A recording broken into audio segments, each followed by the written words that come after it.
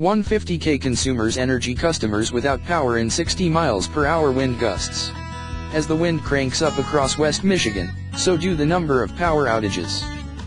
More than 150,000 consumers energy customers are without power as of 3 p.m. Wednesday, March 8, across the state, with winds gusting in excess of 40 to 60 miles per hour, according to Consumers Energy spokesman Roger Morgenstern. The utility's outage map shows most of the outages centered in the Grand Rapids metro area. Kent County alone has more than 37,000 customers without power. Allegan County, 4,700 outages. Perry County, 8,000. Calhoun County, 11,000. Ionia County, 7,000.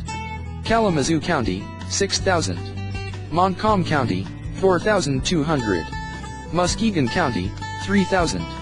Newaygo County, 1,100. Ottawa County, 2,900. The biggest issue right now is downed power lines, Morgenstern said. People are asked to treat intersections as four-way stops, and any downed wires can be reported to 911.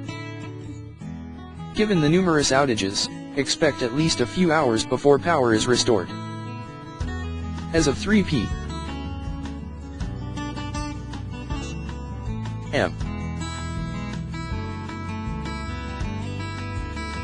Here are the highest gusts reported to the National Weather Service. Allegan County. Allegan, 54 miles per hour. Dorr, 58 miles per hour. Wayland, 51 miles per hour. Calhoun County. W. K. Kellogg Airport, 62 miles per hour. Ionia County.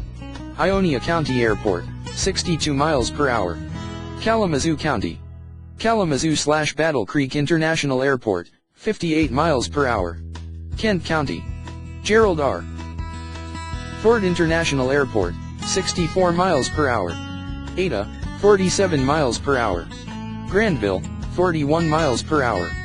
Comstock Park, 34 miles per hour. Walker, 36 miles per hour. Muskegon County. Whitehall Lighthouse, 51 miles per hour.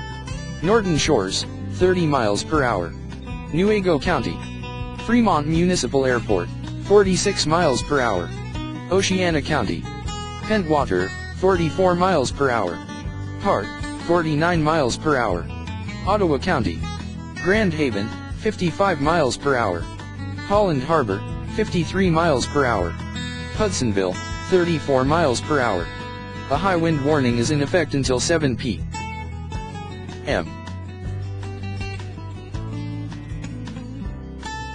for most of West Michigan.